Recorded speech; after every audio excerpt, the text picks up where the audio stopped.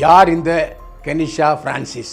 இவருடைய தகப்பனார் தமிழர், தாய் கருப்பூர் இனத்தை சேர்ந்தவர். வாஸ்து சாஸ்திரம், ஜோதிடம், இம்ராங்கோ இன்னும் பலவிதமான படிப்புகளை கற்று தெளிந்தேன். இதன் மூலமாக ஒரு ஹீலராக நான் பணிபுரிஞ்சேன். மன ரீதியாக பாதிக்கப்பட்டவர்கள், உளவியல் நோயாளிகள் எல்லோரும் என்னிடம் வருவார்கள். நான் அவங்களுக்கு சிகிச்சை கொடுப்பேன். அந்த மாதிரி கேள்விப்பட்டு தான் என்னிடம் சிகிச்சைக்கு வந்தார் ஜெயம் ரவி. அதாவது உளவியல் நோயால் பாதிக்கப்பட்டிருக்கிறார் ஜெயம் ரவி. நான் ஒரு ஹீலர் மையம் தொடங்க போகிறேன். அந்த ஆன்மீகம் பிளஸ் ஹீலர் மையத்துக்கு ரவியும் என்னோடு சேர்ந்து உழைப்பதாகவும் ஒத்துழைப்பதாகவும் நிதி உதவி செய்வதாகவும் சொன்னார். இப்போதுதான் எனக்கு லக்கு ஸ்டார்ட் ஆகிருக்கு அப்படிங்கிற. இந்த லக்கு என்பது ஜெயம் ரவி மூலமாக வந்ததா என்பது நமக்கு தெரியவில்லை. நான் பொன்முட்டையிடுற வார்த்தா அங்கே போய் சேர்ந்தேன். என்னுடைய மாமியார் கொடுமை காரணமாக என்னுடைய மனைவி பிரிந்து வேண்டிய சூழல் ஏற்பட்டது. என்னுடைய பாஸ்போர்ட்டை பிடுங்கி வைத்துக் கொண்டார். என்னுடைய இன்ஸ்டாகிராம் பதிவை முடக்கி விட்டார். என்னுடைய கால் சீட்டுகள் அத்தனையும் அவரே பார்த்தார். இப்படியாக பல மன உளைச்சல்கள் எனக்கு இருந்தது. ஆடிக்காரு உங்கள் மாமியார் வாங்கி கொடுத்தக்காரு, உங்கள் மாமியார் வாங்கி கொடுத்த காரில் காதலியோட சுத்திரியான்னு கேட்டீங்க. அண்ணே அது தப்புன்னு. நான் தானே அந்த ஆடிக்காரை வாங்கி என்னுடைய மனைவி பேரில் ரெஜிஸ்டர் பண்ணேன். 7.5 கோடி ரூபா சுஜாதா விஜயகுமார்கிட்ட ஏது அப்படின்னு கேட்டேன். யார் இந்த கெனிஷா பிரான்சிஸ்? இப்போது சொல்லப்படுகிற தகவல் அத்தனையும் புத்தம் புதியவை. கெனிஷா பிரான்சிஸ் இவருடைய தகப்பனார் தமிழர், தாய் கருப்பூர் இனத்தை சேர்ந்தவர். இதனால் இவர் கன்னியா நாட்டில் பிறந்தவர். கன்னியா நாட்டு கலாச்சாரம் இவரை நன்றாக தொற்றி கொண்டது. இப்போ நான் சொல்கிறது எல்லாமே கன்னியா பிரான்சிஸ் பேட்டி தான். ஆரம்பத்தில் நான் சைக்காலஜி படித்தேன். சைக்காலஜி படித்தா அதன் மூலம் மற்றவர்களுடைய உளவியலை முழுமையாக என்னால் தெரிந்து கொள்ள முடியவில்லை. இதனால் வாஸ்து சாஸ்திரம், ஜோதிடம், இம்ராங்கோ இன்னும் பலவிதமான படிப்புகளை கற்று தெளிந்தேன். இதன் மூலமாக ஒரு ஹீலராக நான் பணிபுரிஞ்சேன். இதுக்கு முன்னாடி நான் பரதநாட்டியத்தை முறையாக கற்றுக்கிட்டேன். பல வெளிநாட்டு நடனங்களும் எனக்கு தெரியும். ஆரம்பத்தில் எனக்கு வாய்ப்பு கொடுத்தது டான்ஸு ஸ்டேஜ் தான்.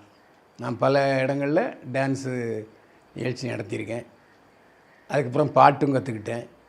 பாடி நடனமாடுவது என்னுடைய தொழில். அப்புறம் நம்ம மக்களுக்கு ஏதாவது செய்ய வேண்டும் என்பதற்காகத்தான் நான் ஹீலர் என்ற அந்த தொழிலை ஆரம்பித்தேன். இது என்னென்னா, மன ரீதியாக பாதிக்கப்பட்டவர்கள், உளவியல் நோயாளிகள் எல்லோரும் என்னிடம் வருவார்கள். நான் அவங்களுக்கு சிகிச்சை கொடுப்பேன். அந்த மாதிரி கேள்விப்பட்டு தான் என்னிடம் சிகிச்சைக்கு வந்தார் ஜெயம் ரவி. நல்லா கவனிக்கணும். ஆரம்பத்தில் சிகிச்சைக்கு வந்திருக்கிறார் ஜெயம் ரவி. அதாவது உளவியல் நோயால் பாதிக்கப்பட்டிருக்கிறார் ஜெயம் ரவி. இது காரணம் என்னென்னா, ஜெயம் ரவிட்டையும் நான் பேசினேன். ஜெயம் ரவி என்ன சொன்னார்னா, என்னுடைய மகன்கள் மீது நான் உயிரே வைத்திருக்கிறேன். நான் என்னுடைய படத்தில் கூட அவங்களுக்கு வாய்ப்பு கொடுத்தேன். அவங்க இல்லாமல் என்னால் இருக்க முடியாது. சமீபத்தில் கூட என்னுடைய மகன் பிறந்தநாளை எல்லோரும் சேர்ந்து தான் கொண்டாடினோம். நான் என் மகன்களுடன் உறவில் தான் இருக்கிறேன். என் மகன்களை விட்டு நான் ஒருபோதும் பிரிய மாட்டேன். அதே நேரத்தில் என்னுடைய மாமியார் கொடுமை காரணமாக நான் என்னுடைய மனைவி பிரிந்து வேண்டிய சூழல் ஏற்பட்டது. என்னுடைய பாஸ்போர்ட்டை பிடுங்கி வைத்து கொண்டார். என்னுடைய இன்ஸ்டாகிராம் பதிவை முடக்கி விட்டார். இப்படியாக அடுக்கிக் கொண்டே போகலாம். பலர், ஏன் நீங்கள் கூட பேசுங்க, என்கிட்ட சொன்னார். ஆடிக்காரு உங்கள் மாமியார் வாங்கி கொடுத்த காரு, உங்கள் மாமியார் வாங்கி கொடுத்த காரில் காதலியோட சுத்திரியான்னு கேட்டீங்க. அண்ணே அது தப்புன்னு. நான் தானே அந்த ஆடிக்காரை வாங்கி என்னுடைய மனைவி பேரில் ரெஜிஸ்டர் பண்ணேன். 7.5 கோடி ரூபா சுஜாதா விஜயகுமார்கிட்ட ஏது அப்படின்னு கேட்டார். அப்போ நான் சொன்னேன், ஏங்க அவர் Kalpana house owner. Kalpana house Kalpana என்பது உங்களுடைய மாமியார். அவங்க மைசூர் மகாராஜா ஜெய சாம்ராஜ்ய உடையார், சென்னை ஆளுநர், அவங்களுடைய சென்னை மனைவி. அவர் வாழ்ந்த ஞாபகார்த்தமாக அந்த இடத்த உங்கள் பாட்டிக்கு கொடுத்துட்டு போயிட்டார் அப்படின்னு சொன்னேன். சரிண்ணே, அந்த பங்களா கல்பனாவுக்கு மட்டும் சொந்தம் நினைக்கிறீங்களா? கிடையவே கிடையாது. 5 பேருக்கு சொந்தம். இன்னும் வழக்கு நிலுவையில் இருக்கிறது. மற்றபடி அவங்ககிட்ட எந்தவித சொத்தும் கிடையாது, வருமானமும் கிடையாது. ஸோ நான் வந்து பொன்முட்டையிடுற வார்த்தா அங்கே போய் சேர்ந்தேன். என்னுடைய கால் சீட்டுகள் அத்தனையும் அவரே பார்த்தார், வேறு வழி இல்லை. என்னுடைய அண்ணன் இயக்கி நான் கதாநாயகத்த தனி உருவம் படத்துக்கு கால் ஷீட் கேட்டார், எங்கள் மாமியார் தர மறுத்துட்டார்.